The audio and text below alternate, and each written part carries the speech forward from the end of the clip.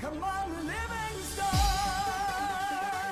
We gotta go on and on and on. Together we can make it. We gotta go on and on and on. Come on, Livingston. Knocks it through. Mullen bursting into the box. Josh Mullen. Together we can make it. Mullen's ball across, it's turned in! It's Pittman who's got it! Livingston leads! Road is long. Can they get the ball back in? O'Brien. Lead! And Livingston have the lead! Man, can score. If we march together. The full-time whistle blows and David Hayes celebrates! And the Livingston fans join in exultation. Come on, Livingston. Livingston have the lead against Rangers, and they are certainly rising to a few occasions on their return to the top flight in Scotland. Come on, Livingston. We gotta go. Hello and welcome back to Talk Livi, the podcast dedicated to everything Livingston Football Club and Scottish football. My name's Euan and today I'm joined by Angus as always. Angus, how you doing, mate? Yeah, not too bad. A decent week, away from the kind of football and that. On the pitch, maybe not the best results for us, but yeah, I guess we'll talk about that. What about yourself, Euan? Yeah, you kind of mentioned the result side of the thing. I mentioned last week how it was a cracking week for the Lothian's finest football club, and this week's probably the polar opposite this week, but it was a good week off the park for me, Angus. Hashtag Stakegate, it's over. Shannon got her steak pie at the Abbott's Inch.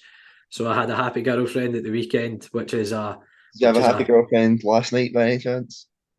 Not so happy last night because our team got pumped and became the worst team in Champions League history. But the less said about that, I don't want to hurt her feelings. But no, all good. Stakegate's over. Means I'm getting less aggro, Angus, so I'm all happy about that. As always, you can find this episode as well as all your others on your preferred podcast streaming site. Just search for Talk Livi, so follow us or subscribe to ensure that you don't miss another episode. We'll kick the episode off by discussing their defeat to Celtic as the champions put in an accomplished performance against the Lions. Next up, the Lionesses were in cup quarter-final action as Rossvale visited the Tony Macaroni Arena. We'll discuss the talking points from a disappointing night for our women's side. It's the return of Talk Livi Question Time as we answer questions sent in from you, the listeners. And finally, I caught up with author and Killie fan Neil Doherty ahead of our visit to Rugby Park on Friday for the second instalment of El Plastico.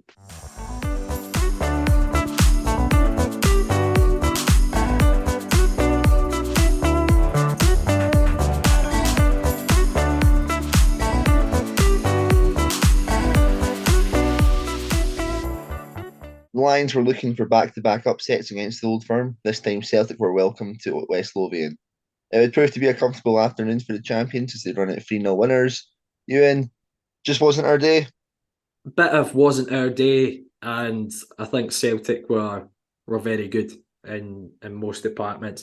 When you play the Old Firm, you're relying on them having a bit of an off day and you having the game of your life, and it didn't pan out that way, unfortunately.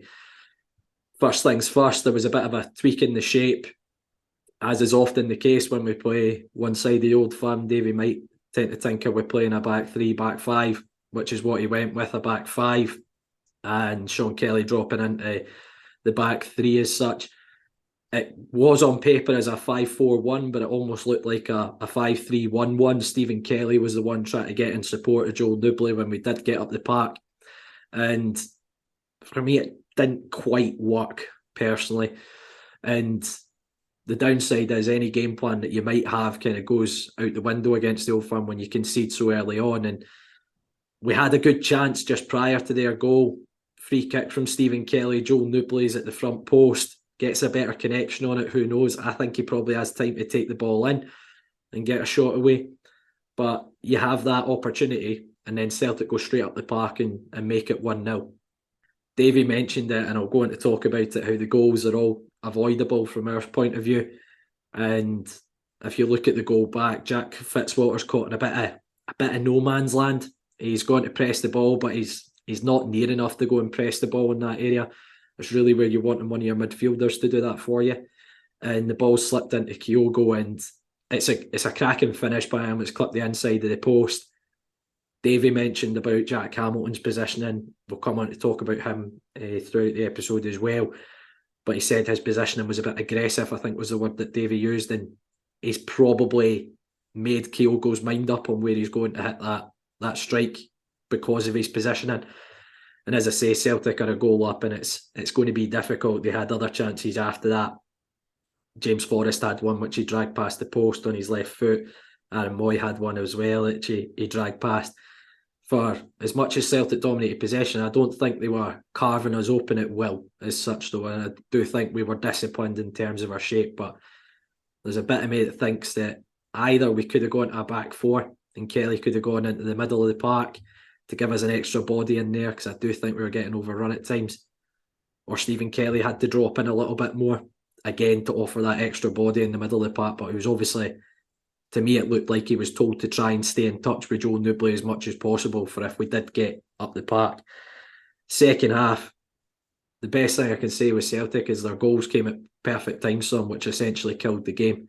They scored early doors in the first half, and then they scored early doors in the second half. Again, it comes off the back of us having an opportunity, though. Joel Newbley's managed to get in behind. His pullback's probably a fraction behind Jason Holt. It could have been very similar to when Scott Robinson scored up that end from the Dykes cutback, and it fell to him the right way, but it's probably just a fraction behind Holty to hit first time. And he takes a heavy touch, and then Celtic go up the park and get the second goal. A couple of debates with this one, in my opinion, are one, the initial cross into the box, Kyogo's offside, which forces Ayo into making a clearance. So for me, he's interfering with play because he's forced the defender to move to the ball. And we talked about this last week when we had our VAR debate, attacking phase of play. For me, I think it's still the same phase of play, because at no point have we got control possession of the ball after that. And the ball falls to Greg Taylor, and granted it's come through a few bodies, but to put it bluntly, I wouldn't expect my goalkeeper to be getting nutmegs from 25 yards. I think Jack Hamilton needs to do better with that, and I think Davies mentioned the same, albeit I'll give him the benefit of the doubt in that there's 2 or 3 bodies that ball's come through and it's hit at a fair rate of knots from Greg Taylor. But again, it's that classic one, we have a sniff and we don't take it, and Celtic go up the park and finish it off. But another VAR potential incident, well, it wasn't a potential incident, it was the penalty that got given, handball against Andrew Shinnie. We again talked about this last week, Angus. VAR and handball is going to probably be one of the biggest debates week on week. I think there was 3 this weekend, one of which I think was right. The one that was given at Ibrox, I don't think it's a handball, and this one I don't think is a handball either. Andrew Shinnie cannot get his arm tighter into his body. To say that he has deliberately put his arm out, and the fact that Willie Collum has gone and looked at that again and given that as a handball. I think the issue that comes with this, though, is that it's the rule of that handball that's more so, and I do have sympathy with the referees in this instance, to be honest. Like, the frustrations that they can look at it, and using that common sense to be like, come on, like, what can you really do there? But because the rules have now been changed a couple of times to be like, oh, if it makes the body bigger, but like, they don't take into consideration what natural positions actually are. They are saying that, like, have you ever seen a footballer run with their hands behind their sides? Like, these are natural movements. That it's not as if Shinnie's standing there with, like, his hands above his head or whatever like that to completely, like, catch crosses or anything like that. But his elbow cannot be tucked more into his exactly. body Yeah. than it was. Mm-hmm. That's the thing. He's quite clearly trying to avoid a ball hitting his arm. Yeah. It's quite you're obvious running, when you look at that again. and every single person who runs, you run with your arms.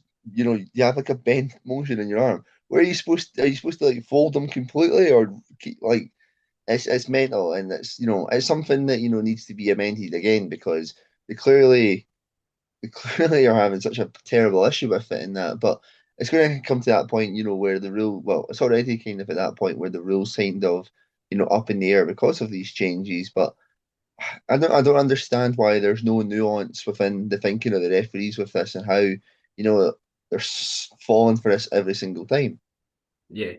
For me, it was never a penalty. Granted, it had no bearing on the game because Giakoumakis hates a penalty against Livingston and he clipped the outside of the post with it. But Celtic would go on and get the third goal. And again, you're looking at it from our point of view, need to do a bit better. Omionga switched off on the right-hand side on the break. He stood with his hand up for offside. And I think Davey spoke about this with VAR now. You cannot stop because VAR will come in and intervene if needed for an offside. So there's no point standing with your arm up now. And Jota gets the run on him and has an easy tap in when the ball's played across goal. But look, Celtic thoroughly deserve to win the game. I've got absolute zero debate about that. Would I like to see us impose ourselves a little bit more on the game at times? Probably, yeah. And I think that's definitely, could have made a tactical tweak here or there in order to do that. Definitely the most sort of disappointing aspect of it, Euan, is that they've came here and they've played really well. The way they knocked the ball about was absolutely tremendous. It's just that we never got near them at all. Like, we weren't doing our usual game. We didn't pick up on any loose balls. We didn't win any 50-50s or that. Like, that usual dig that we see there just wasn't apparent. And I think you're spot on about the back five. It probably should have been the back four instead, because you're looking at the way that Celtic set up. They had Kyogo up top with Forrest and Haksabanovic on the wings.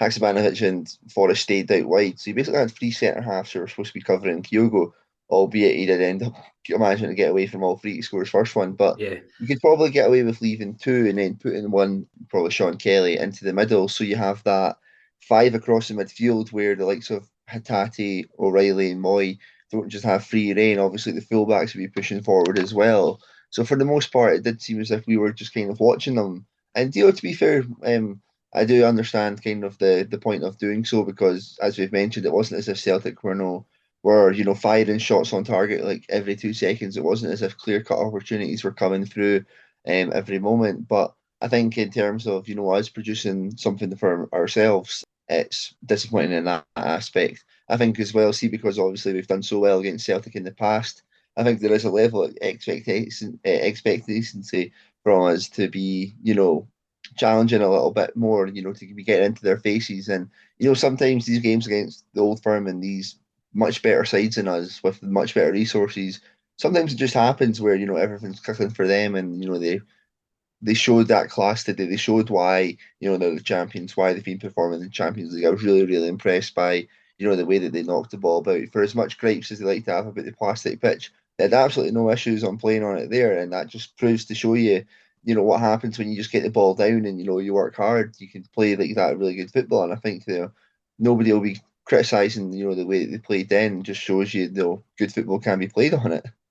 As I say, I'm not going to criticise the coaching staff for going for a five at the back. We did that at Celtic Park, for example, last year, and we limited Celtic to very little on their own patch. So I can understand the reasons for going to a back five. Personally, I think the way that the game was panning out, we just needed an extra body in the middle of the park. Be that one of the Kellys coming in there, i.e. Sean Kelly coming out of the back five, or Stephen Kelly just dropping in and acting as that extra body rather than trying to get in touch with Joel Nupley up top. But yeah, it was a frustrating afternoon. But Angus, what's your view on that second goal then? Because that's the one that caused a little bit of debate on. I watched it on Sports Scene as well. It caused a bit of debate. What's your thoughts with that one? Also, I thought the rule was basically they've let it go to see if there's any advantage, and if there's no advantage on it, no, they let it go to see if it does end up becoming a goal that they can go check the VAR just to double check and make sure that the linesman's decision was actually correct. So why hasn't he raised his flag there as soon as that Obalai's cleared it and we've not regained possession? You see that every other time in every other league. That's the exact reason as to why they keep the flag down for a bit. You see it all the time, like they score a goal and then they put the flag up. If the referee, if he's just not seen that, then that's questionable in itself, because he is quite a margin offside. But it just seems as if it just gets completely forgotten about, in all honesty. And again, it's one of these stupid rules that attacking faces of playing that it's a clear advantage because it's in the same, it's not as if, we've went up and, done anything else since then. The attack is still sustained for this one moment, and it's, rulings and the decision making and the the way that they're giving it up to interpretation and that there's no consistency within it. And I know that there's going to be a time period for this to be teething in, but why isn't it just the simple offside just be given there? Like, should we just not play with offsides at all then and just leave it to the VAR to clean up the mess whenever it's needed to? That's what you've got to ask at the end of the day, right?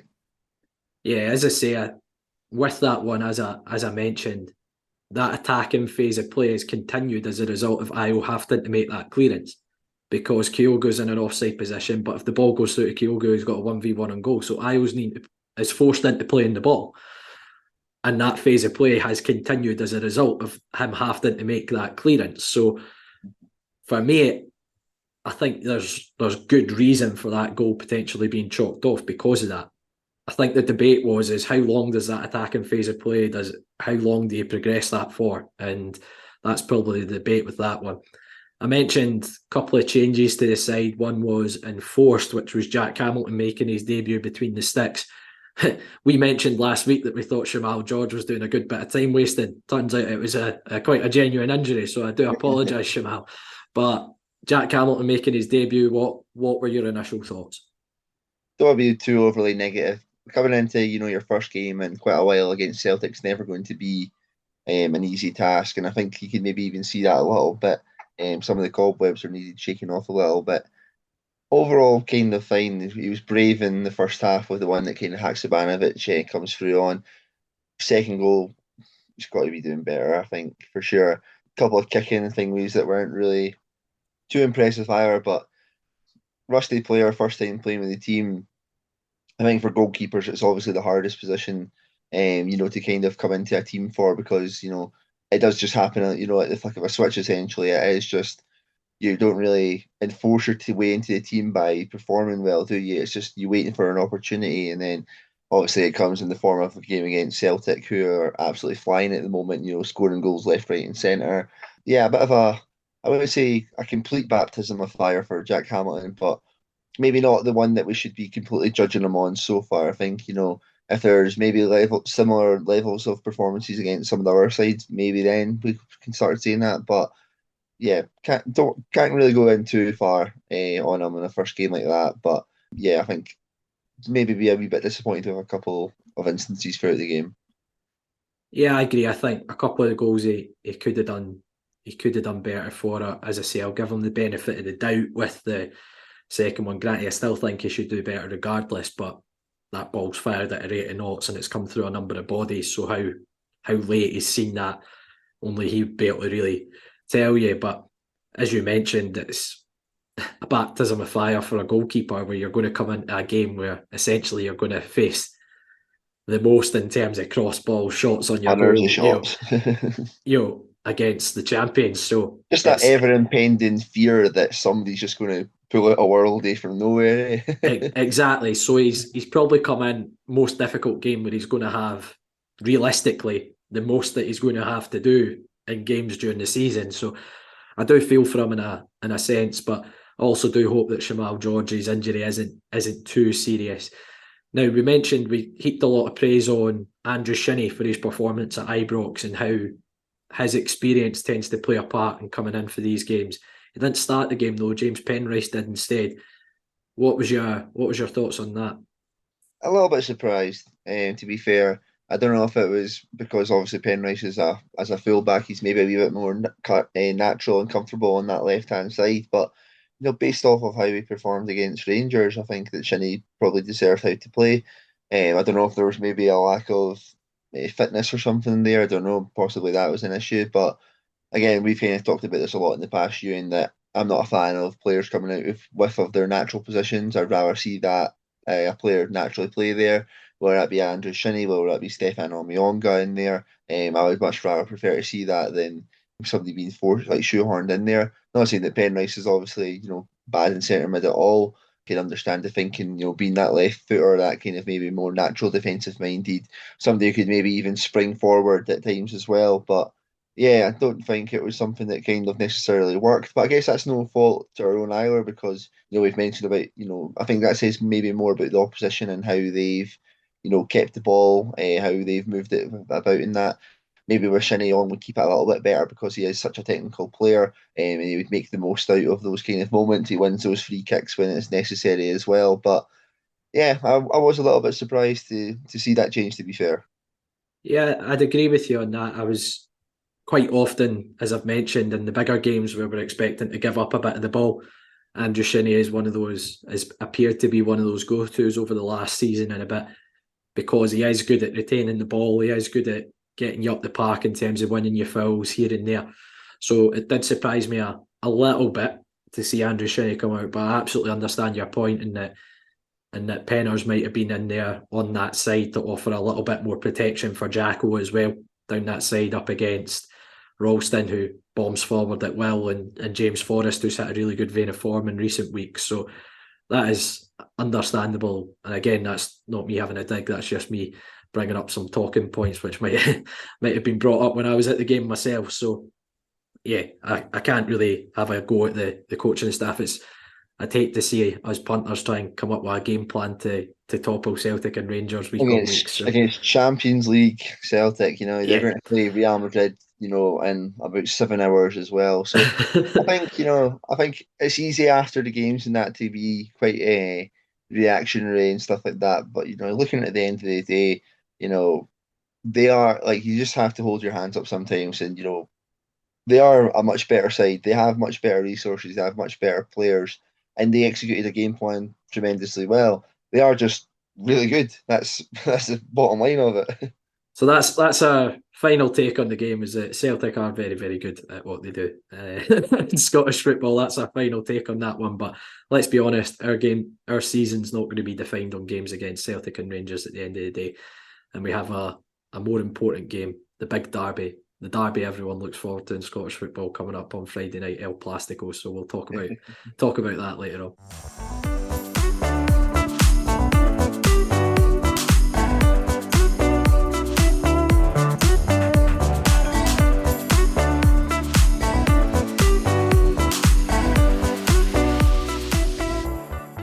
The Lionesses were in cup action this week as they took on Rossvale at the Tony Macaroni Arena.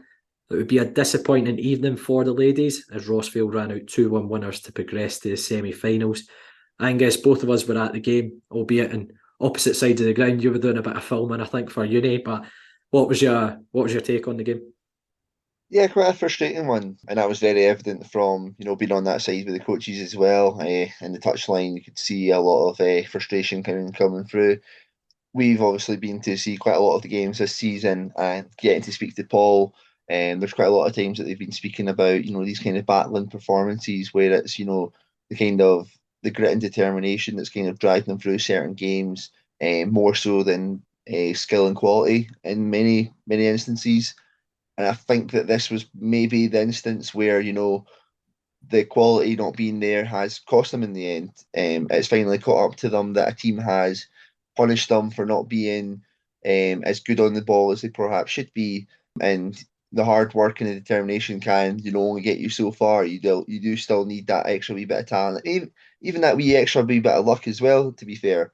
But yeah, coming into the game, I think that two of the top sides, quarterfinals, are tantalising affair to be seen.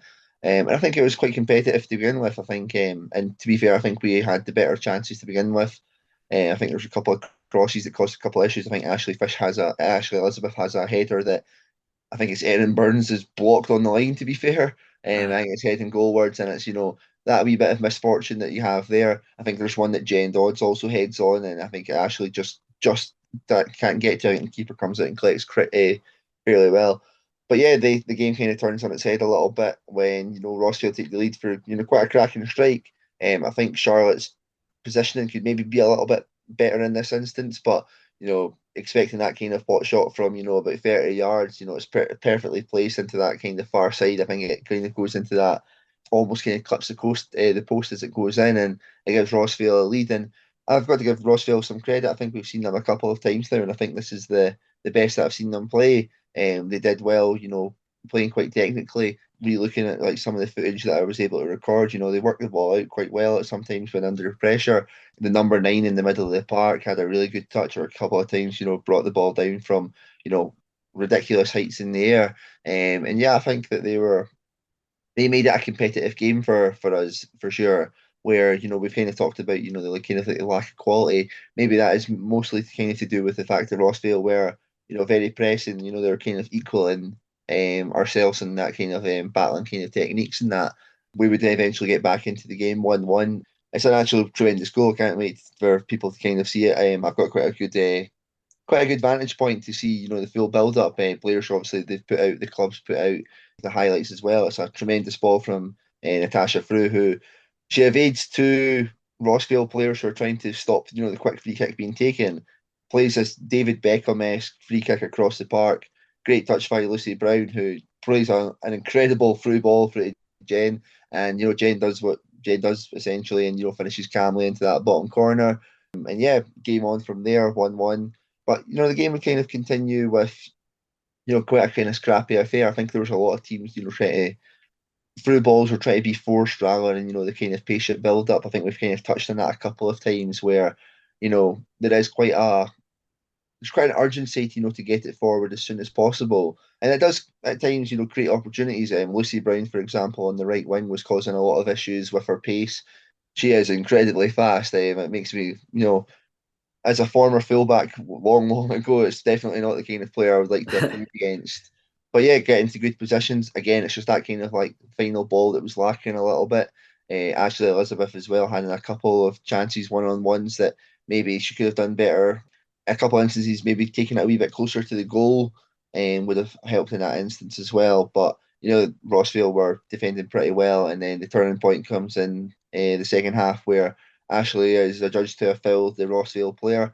Having looked back at the footage of it as well, I do think it is a penalty. It looks like, rather than clearing it, I think they're trying to dribble the ball out and just a wee bit tad late.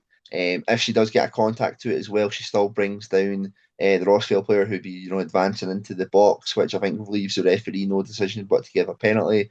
And I think from there, that kind of frustration, it's quite late on in the game. The quality hasn't been there to begin with. And I think, you see even more instances of the ball being trying to be forced a little bit more. I have to give the team credit, though, for, the way that they continued battling. They didn't shirk away from it. It just was an instance where, that final ball just wasn't there in the end of the day. Yeah, it was a disappointing evening, and I think personally the better team won on the evening as well. I think Rossvale were the better side in terms of their composure on the ball. I was really impressed with how they tried to play the ball out from the back as well, working little triangles into the middle of the park, and they showed a lot of composure when they did get on the ball in comparison to ourselves, I thought, throughout the game. And if that's the competition for the league this year, then there'll be very stiff competition indeed. I think Rossvale, I was really impressed with them. But to kind of talk about the game as a whole, as you mentioned, I think there was a couple of half chances early on. Ashley Elizabeth, her header that was blocked, and Jen's had one which is kind of scooped over the bar, but Rossvale took the lead. It was very close. There wasn't a lot in the game at that point, albeit I think Rossvale looked more comfortable in the game. And the goal comes out of absolutely nothing. It's, as you said, it's an absolute worldie from 25, 30 yards, flies into the far corner, and Rossvale took the lead. But the girls worked their way back into the game. I think if we were creating anything, it was mainly coming through Lucy Brown on the right-hand side and Jen Dodds linking the game where she could. And that's who combines for the goal. As you say, it's a great crossfield ball by Natasha Frew. Great first touch by Lucy, comes inside onto her left foot. Great ball in between the centre half and the full-back, and Jen gets the ball at her feet and rolls it into the corner. And as you say, it's game on at that point. And managing to get in at half-time 1 each rather than a goal down. And Ashley Elizabeth has that 1v1 right at the start of the half, which could turn the game in our favour, turn the tide of the game, but she's hit it straight at the keeper. Normally Ashley would tuck those away. And again, as you mentioned, the penalty comes, and I just felt we waited a bit too long to react. As I say, the penalty happens. I think it is a penalty. You've got a slightly better angle of it, probably being that side of the park. But it looked like a penalty. Ashley's tried to allow the ball to run past her and run onto it. And I'm not sure if she's aware of the Rossvale player coming onto the ball at the edge of the box. And the penalty's tucked away really well. But I felt even in the second half, we needed an extra body in the middle of the park. We were playing a 4-4-2. I think we needed an extra almost going with 2 sitting players, and that's what we did after the goal. But I think we've reacted too late to make that tactical tweak. And I do think we started getting more of a foothold in the game when we went to having Gemma Mason came on at that point and Stacey Calder sitting and put Jen out wide and Shannon went in kind of as the 10.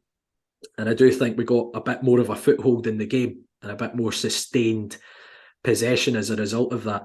I think Gemma's really good at getting the ball down and trying to link the game and pass the ball. And we had another couple of opportunities. Again, Ashley Elizabeth's had one on the angle where the keeper's made a decent save, but unfortunately it was a bit too little too late, in my opinion, in terms of that tactical tweaking. Again, they tweaked it again and went to a back three. I wasn't quite sure what they were going for when they made that kind of second change in shape. But yeah, I think, as I say, I think the better team won personally on the night. And I'm sure the girls will be quite disappointed to have gone out the cup, because it's a decent opportunity for silverware coming up against teams in your division in particular. But credit to Rossvale. I think, as I say, I think they were deserved winners on the evening. Yeah, I think obviously the kind of change in the formation as well, to the end. I think that may just be the kind of the final act. Yeah, absolutely. It might well just be that. Just getting going for the bodies game moving forward. But I think the most disappointing thing from it will be the fact that they've just not utilised the ball that well again. I think that the midfield in particular had a very, very quiet game. Shannon Mulligan has quite a lot of goals and assists this season so far, but I think this is probably one of the quietest games that I've seen her have. I don't think she was able to to kind of like cement her play, and I think that kind of lacking in that middle of the park, I think it allowed Rossvale to come into the game more. If we were continuously being wasteful on the ball and not keeping it, Shannon's a tremendous player and can make the difference in that. And I think maybe this is one of the first kind of times that we're starting to see that the lack of quality on the ball from the entire team, to be fair, is starting to to catch up on, especially against these better sides.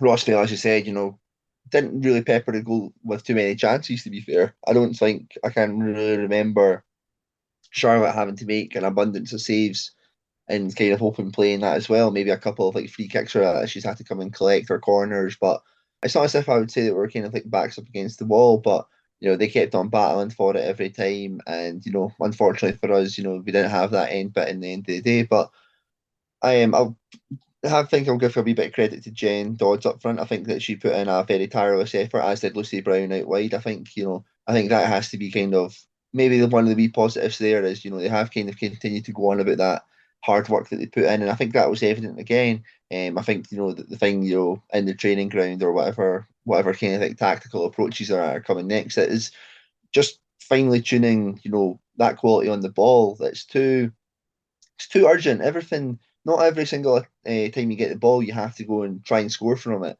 Keep the ball a little bit. Try and tire our team out. I think that's the main thing that is not kind of being seen in the game at the moment. I would say is everything seems to be we need to get it into the final third and we need to attack. To be fair, maybe that's the way that the men's team play. Obviously, is we like to get it into the final third and then work from there. Maybe that's the kind of the similar ethos that's happening there, but it just doesn't seem to be clicking, and I think we have the ball players to do that. I think Shannon Mulligan, Stacey Calder, and Jen Dodds, and that they're very good technical players. They're very good on the ball, and they're definitely capable of it. And maybe a wee bit of tweaking, a wee bit of instruction, or that to kind of spread the play, keep the ball a wee bit longer, would maybe do the better. But yeah, fair play to Rossvale. They did well in the match, competed very well, and just unfortunately for us, it wasn't to be for us tonight, but last night even. But yeah, another game this weekend against Hutchie away. Hopefully, we'll get back on track with that.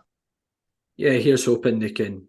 That's obviously back to league action where we do sit top. I think 3 points clear off Rossvale just now, so it's another difficult game. Hutchie, I think when we played them at home, it was 3-1, and it was a couple of world days in particular that caught the eye in that one. So it'll be a very tough game. But as you said, we've got players in that team that are more than capable of playing with the ball on the ground and kind of dictating the game in that sense. And they've been fantastic this season in terms of grinding out results, and it's probably a quality they didn't have last year. And they probably played a little bit more football at times last year.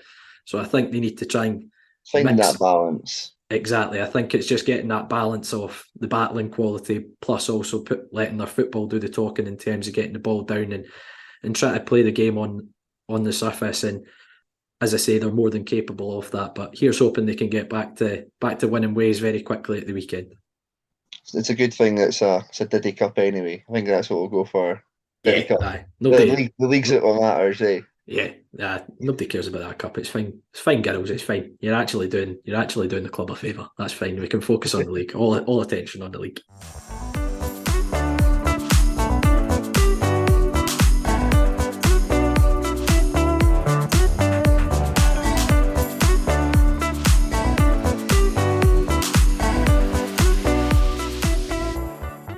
It's the return of Talk Livi Question Time as we answer questions sent into us by you, the listeners. We'll dive right up. Oh my God, what a terrible intro that is. Honestly, you can leave that in, but we're going to dive right into this. But geez, no man, I hope I'm better at answering the questions than you can tell. It's an early morning for me.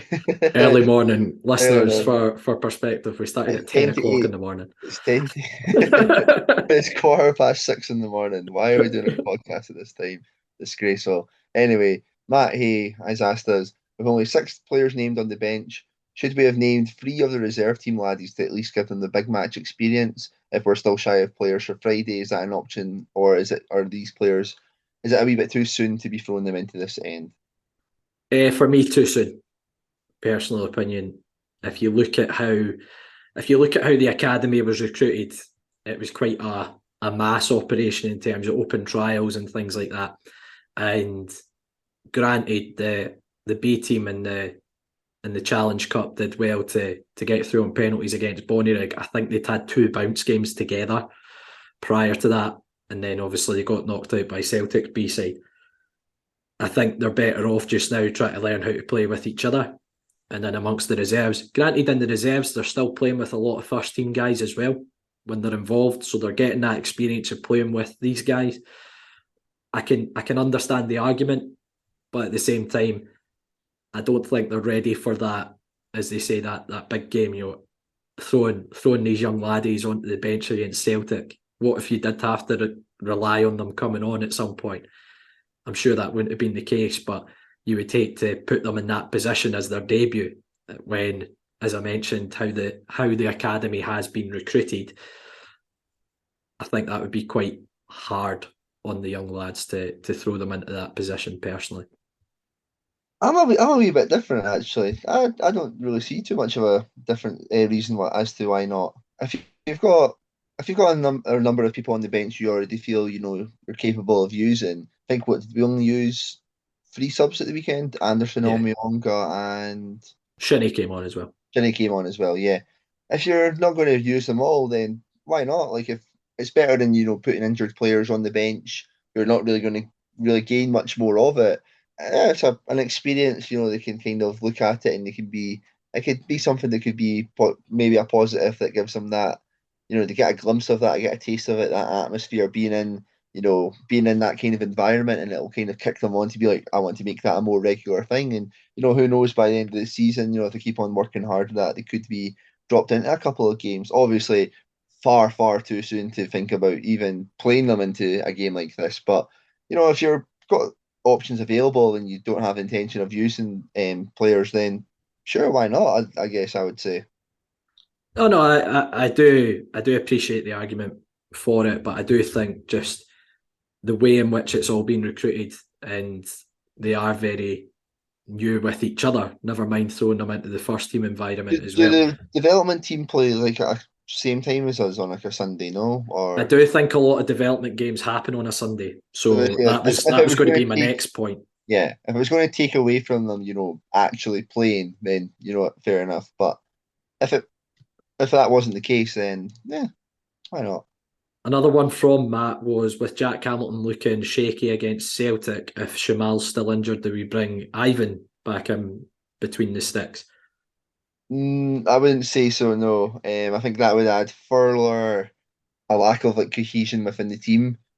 Jack Hamilton's been playing the most part of the reserve games as well, so I think he's probably the more up to match fitness, match sharpness as well. I think for a goalkeeper that's kind of crucial to have, and if Ivan came in, it may be a similar situation. I think we've seen that a couple of times last season when we were switching between Max and Ivan, even in pre-season this year, in the friendlies and in the Betfred Cup or whatever that bloody thing's called these days. I play The Viaplay Cup. play. What a nonsense! But yeah, I am. As we kind of touched on it a wee bit there, I think we've got to have a wee bit of sympathy for Jack Hamilton and kind of just stick behind him. That'll be maybe a question that'll be a bit more interesting in the next couple of weeks. Well, to be fair, we're going to have a couple of weeks and then we're going to have the winter break or the World Cup break. So yeah, I would stick with Hamilton at the moment. Obviously the thing with Konovalov, I don't think he's been too terrible, but I would like to see, for a goalkeeper to get a kind of a proper consecutive run of games instead. Yeah, I agree. I think Jack's been the one that's been playing in the reserve games, so he's the one with minutes under his belt recently. So he's probably got that little bit more sharpness about him. So I think that's the one to stick with just now if that was the case. But from what Davey was talking about, I think he's quite hopeful that Shamal will be back for Friday night. Angus, this question is directed specifically at yourself from Stephen West. How come Angus has let Johnny overtake him in the Livi GS goal scoring charts? Well, there's a very simple thing is that some people are just selfless players, and apparently I fall into that category these days. Nah, I think there's a wee bit of an agenda against me in the GS at this moment. I'm not going to lie to you. And how many players do you think would score 5 goals playing in a number 10, and then the next week they're sitting midfield? I think I'm one of the few players who gets punished for scoring goals. I get dropped back every time, and you know what? I'm not happy about it. And I think this is the platform that for me I can finally pluck up the courage to voice my concerns about this. Especially now that I've finally been overtaken. It's not acceptable. I'm not having it anymore. I look forward to you being dropped to being Waterboy for the next GS outing. To be fair, the last game we played Piraten, who are a St Pauli supporters team in Glasgow, which is interesting. Very very nice enough team. Won 7-0. I was absolutely hopeless, and I'm not going to lie to you. So maybe that will be the case. We've got a game away to Ayr on Saturday for a 10 o'clock kickoff. That'll be fun. So yeah, maybe that'll be the case. But nah, to be fair, if Johnny keeps on scoring the goals and I keep on supplying them, then that's fine enough. I was supposed to be starting up front, but Johnny apparently had an injury, so wasn't able to do so. So he got put up front, and I got into the middle to do all the running in quotation marks. But if you've seen me play, you know that running's not a big part of my game. Right, well, next up we have a few questions regarding recruitment. So I'll run them all off. Stuart Semple asked about recruitment for January. Where do we need to strengthen and who would fit the bill? Rose McCauley asked, how confident are you of keeping the bulk of the squad for next season? And Cheshire Lions, do we need to get into Europe to keep the squad together? So there's a few points there. We'll kind of touch on January first. Any positions where you think we maybe need to add a little bit more depth? Probably in the forward areas, I would say. Obviously, Guthrie's got injured there. We don't know how long that's going to be for. We've barely seen Kinchalves. Anderson's not really had an awful lot. I think coming into the season, we were already a wee bit short on wingers in particular. I think the idea was to have players who could play across the line. That's not really worked out, but I'd say that that's probably the main area that I think would maybe need a wee bit of working on. As for who we can bring in, off the top of my head, nobody's completely jumping out at me. I'm sure there'll be somebody in the championship who's doing pretty well for one of those sides, but you look at those championship sides; they're all just taking points off of one another. So, yeah, I think maybe kind of closer to the summertime, you'll start to see people who would be maybe opportunities on like a pre-contractor that you could maybe bring in. But I think for me, a couple of other attacking options. I think we've seen that in a couple of recent weeks that we're looking to the bench and we can only bring on maybe one player to kind of make a difference. I think for most of our park areas of the park, central midfield we're fine. I think centre back we're fine. Full backs, I think we've got a decent couple of options as well. Yeah, the only one for me would maybe be another winger, I would say. Yeah, I agree with that. I think another option that can maybe more specifically play in the wide areas and a bit more natural, looking at last season as an example with the likes of Alan Forrest and Odin Bailey, two kind of natural wide players. It'd be good to see us maybe bringing another option there. In terms of how confident of keeping the bulk of the squad, I'll kind of chime in on this first of all. Obviously, Scott Pittman's extended his stay for another 3 years, which is fantastic news. In terms of players that are out of contract, we've got Omiyonga, we've got Jason Holt, Andrew Shinney's out of contract. I think Nicky Devlin's out of contract, but I believe we're far enough along with negotiations with Nicky for extending that. There's another few players that are marked as being out of contract, the likes of Joe Newbley, Io Obalai, but I believe the club has options to extend those. So I don't see the club not extending those options. And then another one was Jack Fitzwater, who's out of contract.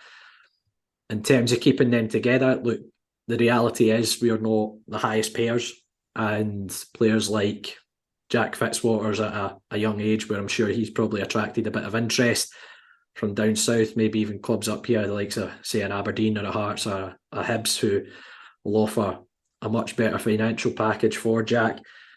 Guys like Jason Holt's probably in a slightly different bracket. I think Jason's maybe around about 29, 30.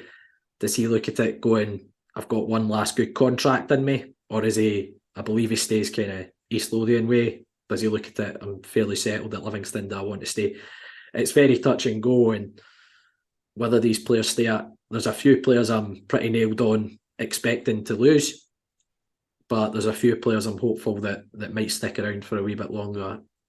It's just the climate of being at a club like Livingston. You know, it's difficult to keep players when they can get a better financial offer elsewhere. So am I confident of keeping the whole squad together? No, but that's just the reality of it. I think we're bound to lose a few players in the summer. It's the case every year. So last summer was probably the least disruption we've had for a number of years in terms of squad turnover, which Davies alluded to a fair whack already this year in the press. So yeah, I think we're going to lose a few, but I'm also confident that the manager's track record in the market is good enough that we'll find a gemmer that here or there. I think the thing is as well, is like you look at those players you've just mentioned, I think that, you know, all of them could probably play for every other team in the league apart from, you know, maybe Celtic and Rangers in all honesty. You know, like so Devlin has been performing at such a high level for like what the past like 3 years, been absolutely tremendous for us. Holt's been absolutely brilliant as well.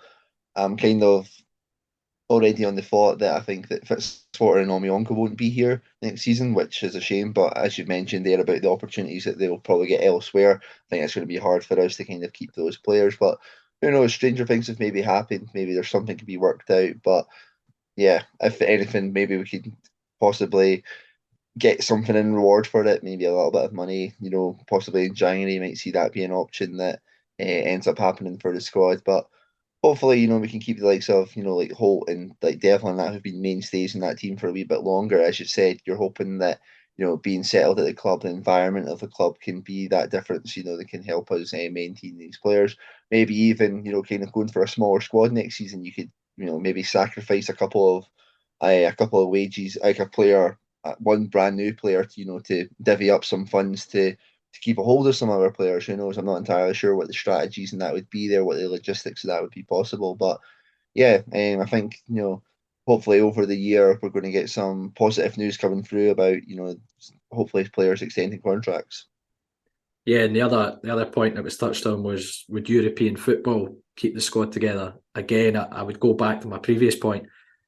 I don't personally think European football would do that. I don't think us qualifying for the Conference League is convincing Jack Fitzwater to sign a 2-year contract, personally, when he could get a financial offer which is 3-4 times better than what he's being offered at Livingston.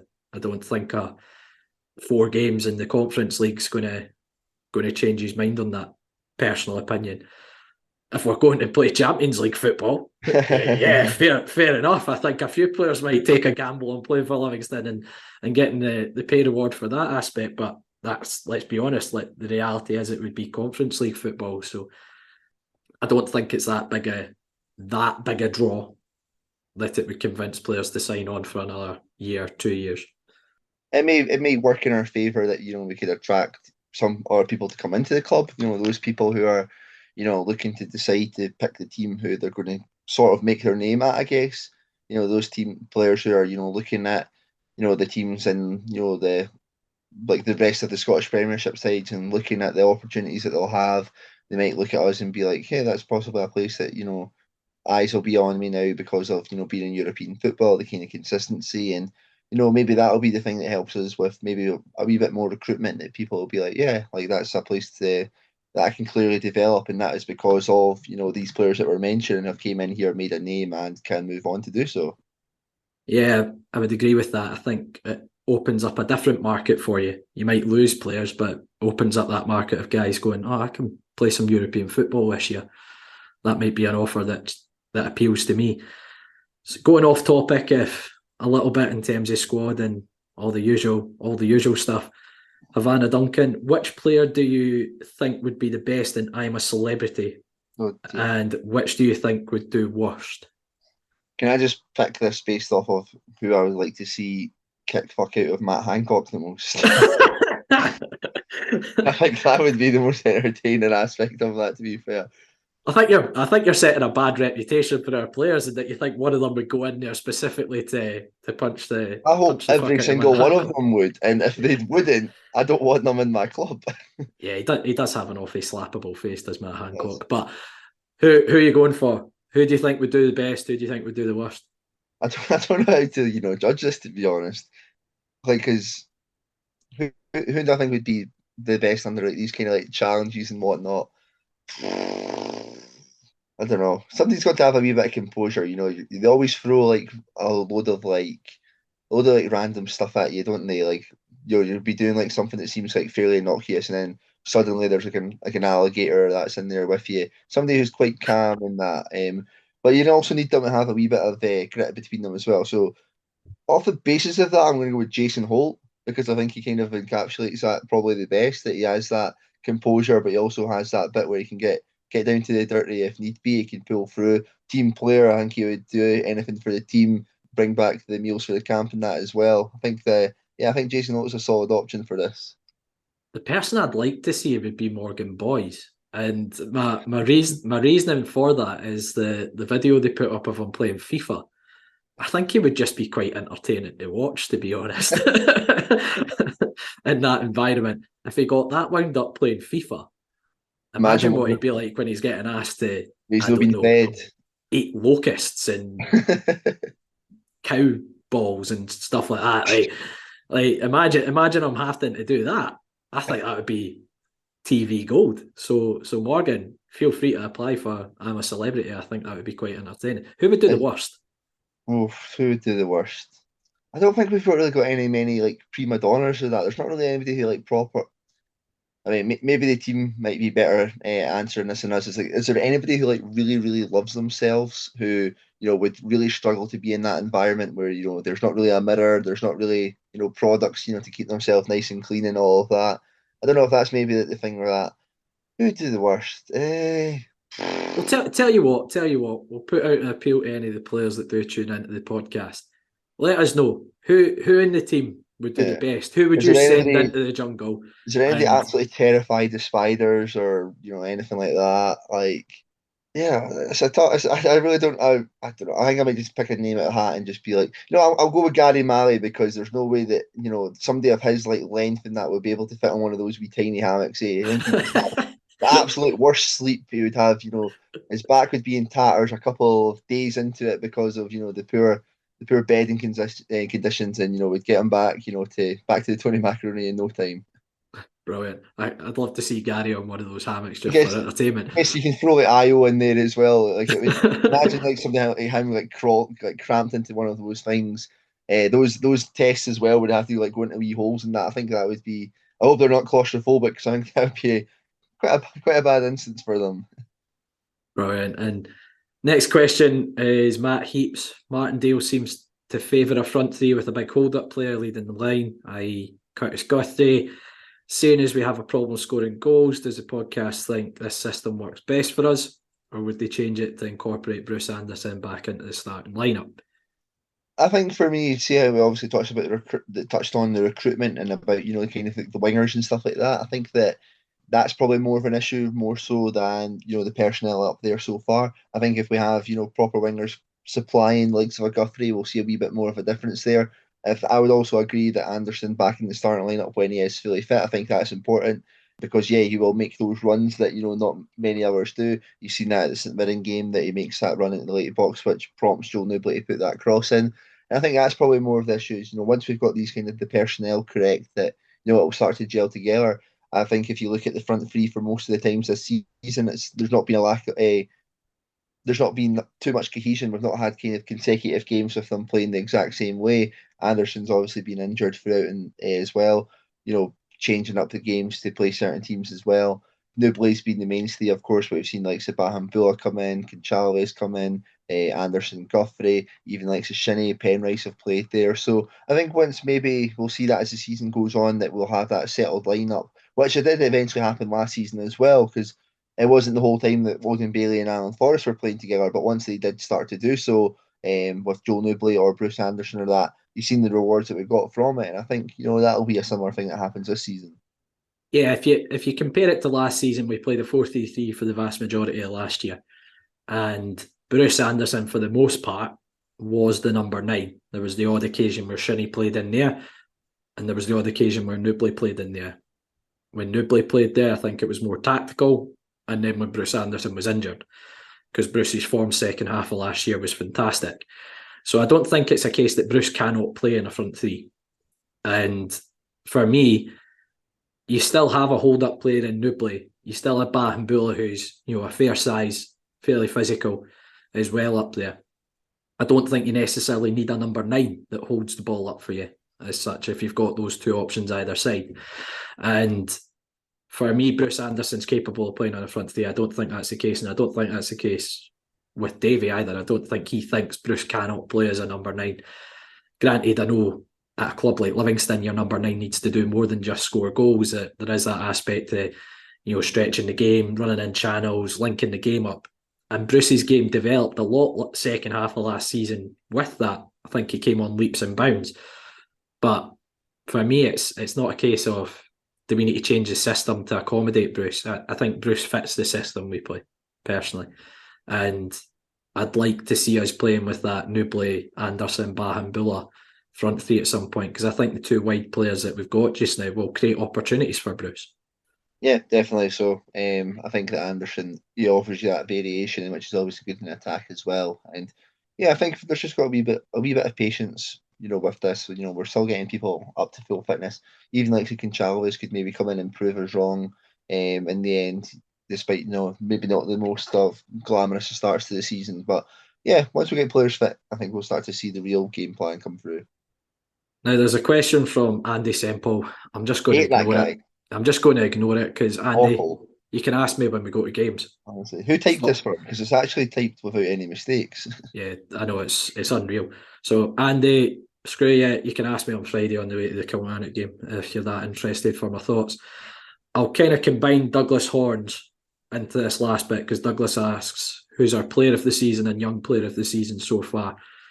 But I'll combine it in with kind of David Badura's given us a list of questions. So, Angus, I'm going to quick fire, okay? Oh.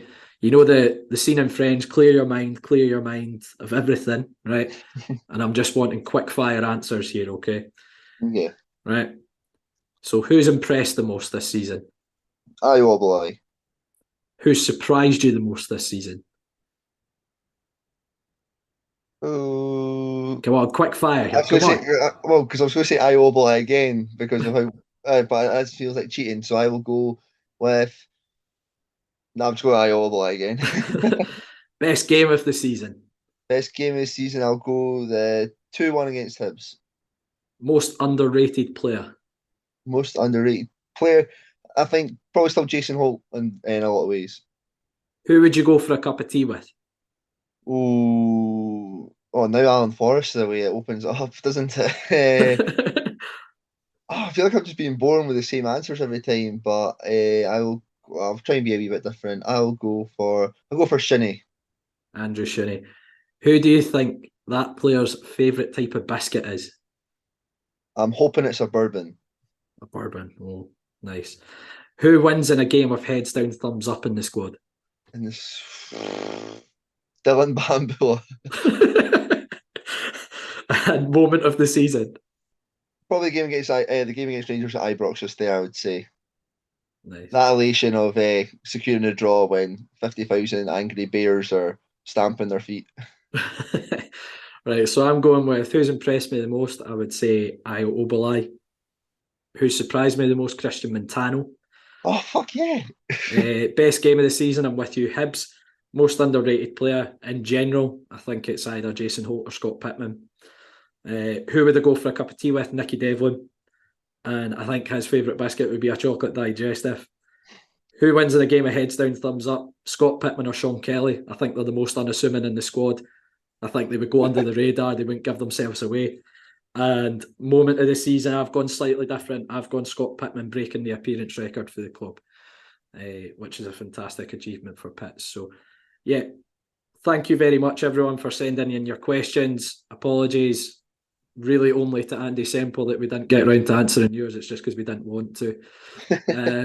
Sorry, Andy, we ran out of time. Yeah, we ran out of time. We're already overrunning this week. So, yeah, thanks again. We'll do this section later on in the season as well. So, any questions, keep a note of them and we'll answer them at some point during the season.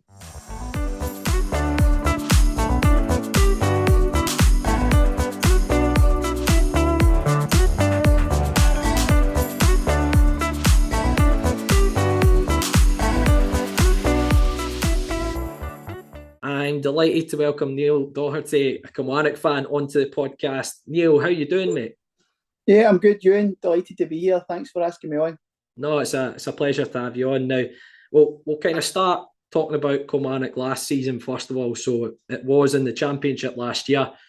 It was a tricky start, and it ended up seeing Tommy Wright sacked in what a lot of people would see as a bit of a coup with Derek McInnes coming in, and it did result in promotion, albeit it was down to the second last game of the season in dramatic circumstances as well against Arbroath. What did you make of last season, and do you think the team is in a position this year where they're able to challenge in the top flight?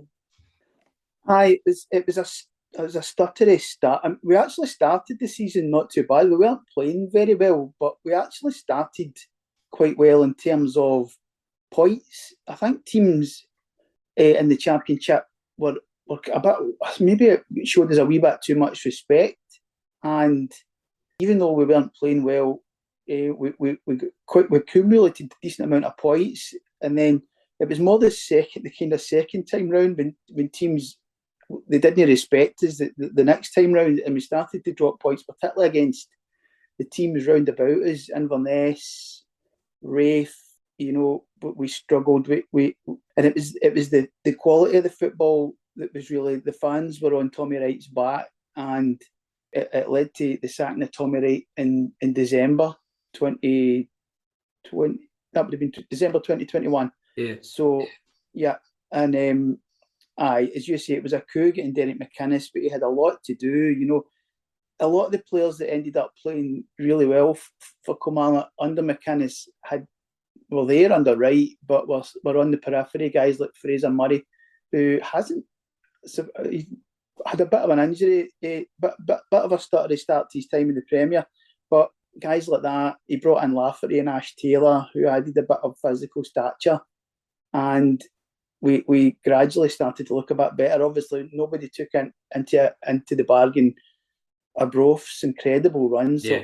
it was very exciting, for the neutral watching the Championship. Kilmarnock, who became favourites again under McInnes after the stutter, and Arbroath just kept winning and winning and winning. Unbelievable, wasn't it? Yeah, Arbroath were like Livi's B team because we send so many players on loan to them. So I think every Livi fan had a little bit of a soft spot for Arbroath. Obviously, Joel Newbley, who's playing with us now, was there, and previous seasons Jack Hamilton's been out on loan there as well. So I think we all kind of were hoping Arbroath might do the business, but obviously you got over the line in the end. And from looking in, I thought Tommy Wright had done decent business last summer in terms of bringing a lot of players who had been there and done it in the Championship before. And obviously McInnes has come in. He's a manager who's been there and done it in the top flight. How are you feeling when he's got promoted and with McInnes at the helm? I mean, it's not been the start that we wanted. So let's be honest. We really struggled for points. We had a harsh run of fixtures we had Rangers and Celtic to play straight away. We had a lot of away. We had 3 away matches on the spin, and we lost all 3 of them against Hibs, yourselves, and Aberdeen. Prior to that, we had Rangers away and Celtic at home. Celtic thrashed us 5-0. So it came to the point where we had very, very few points. If I remember right, we had 4 points. We beat Motherwell on the fifth weekend of the season, the 5th match day, I suppose. Yeah. And at that point, we only had 4 points on the board, and then we lost our next 3 games. And we didn't really stop the rot until kind of early October, St Johnstone at home. And some players started to fire, like Danny Armstrong was come on an absolute ton. Where Fraser Murray was that guy last season for us, Danny Armstrong has been that guy this season. And it's the Hearts game. McKenzie was tinkering a lot. Was it going to be a 3 at the back? Was it going to be a 4 at the back? The story was kind of told in the amount of minutes played. Like when you beat us, like you had a really settled team. You'd maybe 4 or 5 guys that had played every minute of every match. Yeah. We didn't have a single player who had played every single minute of every match at that point. And I felt as if when you played us the last time, September, you were much better. You were you're much physically fitter, stronger, and more organised. And McInnes did actually acknowledge that in his post-match. I'd be hoping that you might see a better Kilmarnock on Friday night than the one that you saw. Well, we're hoping that you won't be. But you kind of took the words out of my mouth on the next point, which was Danny Armstrong seems to be your informed man just now. Is it maybe 5 or 6 goals he's got already this season between the League Cup group and the league as well? Mm-hmm. How important has he been in recent weeks for yourselves? He's come on an absolute ton. I mean, really that game against Motherwell was where it started to clack, the home game, prior to then losing 3 away games. But anyway, Kevin Van Veen had scored for Motherwell, and then we came back, and it was Danny Armstrong. He scored a good goal.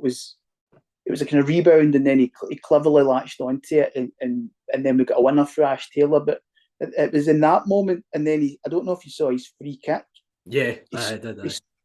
He scored an absolute beauty of a free kick against St Johnstone, and none of us saw it coming. I mean, personally, I was sitting in the East Stand, Rugby Park, and I thought it was Lafferty was going to try and call it his right, and Armstrong hit this beauty into the top corner, and I think that was the moment where we were like, that this boy looks as if he's going to do something. And since then, the confidence, you could always see there was a player there, but he just couldn't quite put it all together. Like he's got all the attributes. He's really quick. He's really gets in amongst it. He's actually, surprisingly, he was the most booked player in the league as well, with 5 yellows. So when I was checking the stats, which was a strange one, that was last weekend. I checked the stats joint with McGowan as St Johnstone was the most booked player. So that kind of indicates that he's not scared to get in amongst it as well.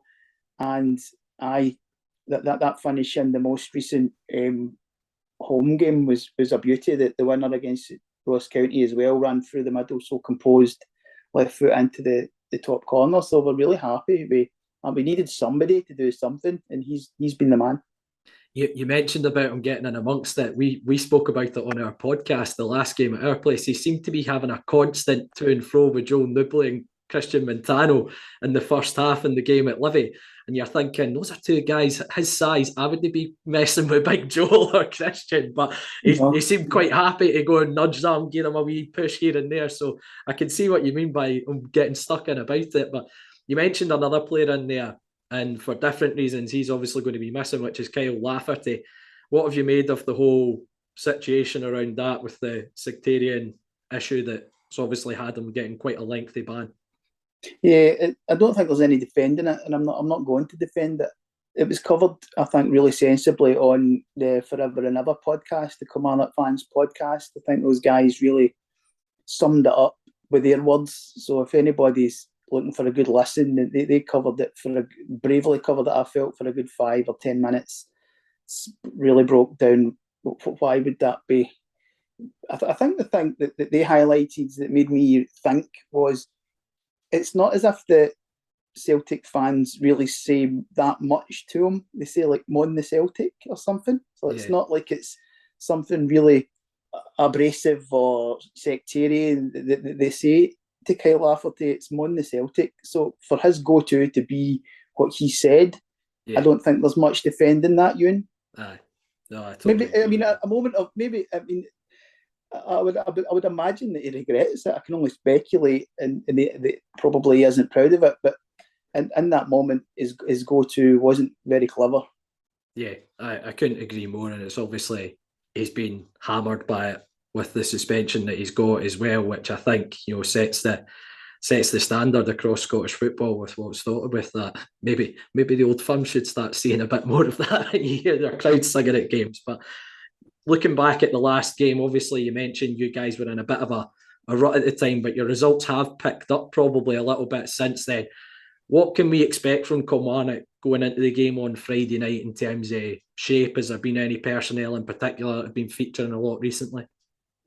McInnes he's really been the tinker man between a 4 at the back and 3 at the back or 5 at the back, whatever way you want to look at it. And in the last game against St Johnstone, he really got caught in two minds, which has been... I feel as if we've had a better results and played better with 4 at the back and a kind of 4-3-3. Because you played 3 at the back quite a lot last season, didn't you? He first introduced it towards the end of the season, away at Capello, and we were quite surprised because we ran out of fullbacks, so it was almost forced upon him. And the way Morton were playing, they were hoisting those big shies into the box, and it made sense that night for us to play 3 tall centre backs, and it worked that night. So he just stuck there, and he just improvised with some good low knees, good for the Championship. No disrespect to Championship guys like Dean Campbell from Aberdeen, who he could just shift out to wing back, because they're good enough footballers. So he just improvised with what he had. Fraser Murray, guys that weren't really wing backs, playing in wing back because they're good enough players.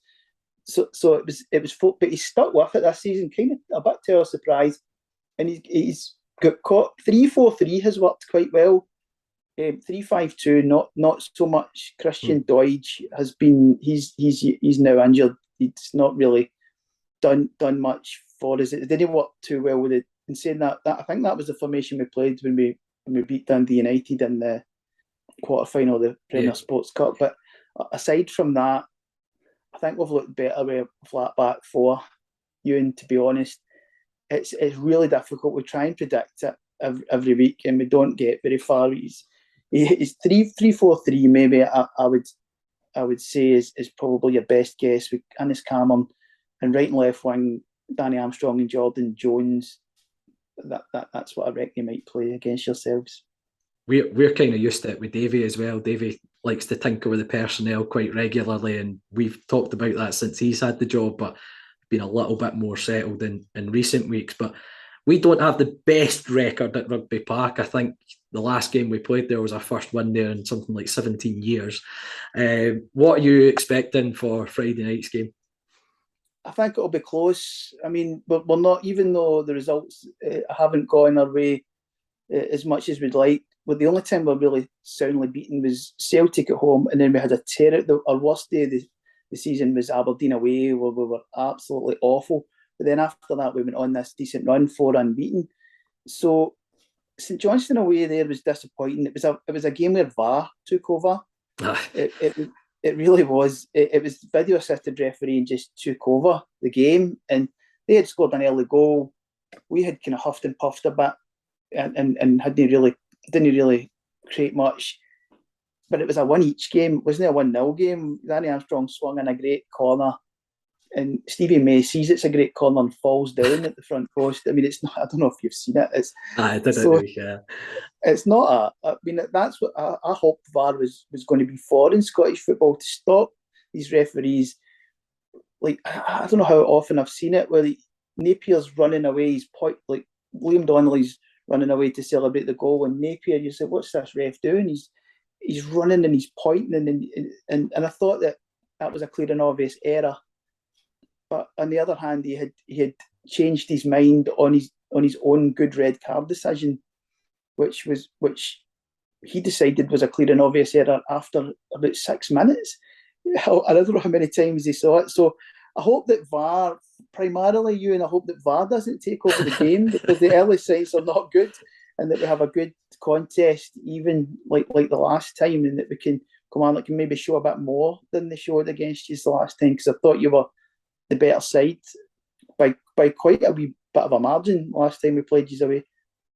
I think that looking at the last game, I think the thing I would say is I don't think we were great by any stretch of the imagination. I thought we were really comfortable in the game though, and I just thought Kilmarnock seemed to lack a little creative spark in the middle of the park would be the best way I would put it. And I was happened to be at the Scotland game in Krakow, and a couple of guys that I meet up with on trips happened to be Kilmarnock fans, and they'd kind of said similar as well, is that they seem to be lacking that bit of creativity. But as you mentioned, Danny Armstrong seems to be producing recently. But looking towards the game then, what would you go prediction wise then, Neil? I mean, looking at the last time, I mean, you missed some sitters in the second half. I mean, it really was a 2 or 3-0 game that day. One in particular, and I can't remember who it was, but it was like he passed the ball past the post, and it was probably easier to stick. That was a sitter, and Kilmarnock, if you remember, had a Deutsch chance right at the end where we almost. If Deutsch had scored, I think his career at Kilmarnock might have gone very differently. It was a free header on the box, and I think it might be a similar sort of game. I'll say maybe one each. One each. To be honest, I would take a draw with our record at Rugby Park over kind of the years. But Neil, you dabble in a few things. I believe you've got a book out. You also do the East Stand kind of Twitter spaces as well for Kilmarnock as well. For anyone who's maybe looking to check those things out, you can have a little plug.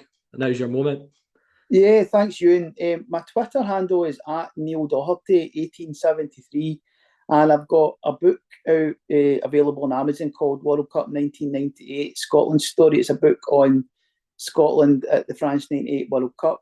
I'm in the process of. I've got good news tonight on a second book, so I can't say too much about that. Yeah, it's along the same lines. I can't properly. I was looking at my emails just before you got in touch the night, Euan, and so I'm looking good for a second book, which I'm really buzzing about tonight. I've started a Kilmarnock fan Discord server as well, so we've got about 70 on that now, and that's just chat about the games. It's good. I'm enjoying that, and the link to that is on my Twitter bio as well. If any Killie fans are interested in joining that, so yeah, that's about the size of it. Well, Neil, I really appreciate you coming on the podcast. It's greatly appreciated, and wish you the best of luck with your various little projects you've got going on, and best of luck for the rest of the season as well. Thanks, Euan. Absolute pleasure, mate. Cheers.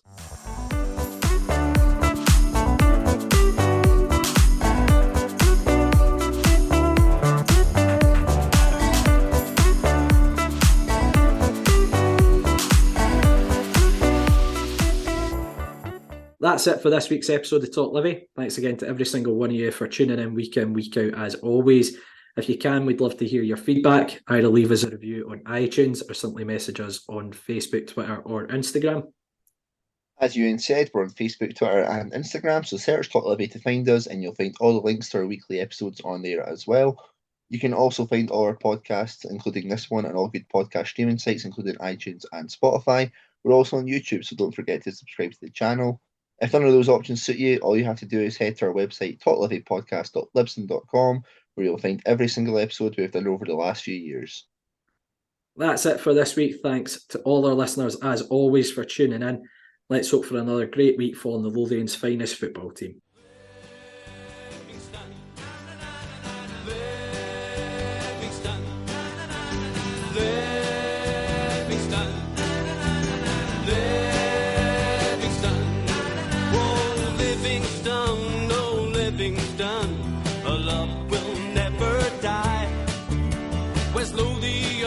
West Lothian is our battle cry. This is the place from which we hail. Livingston, oh Livingston, it's up to Ambervale.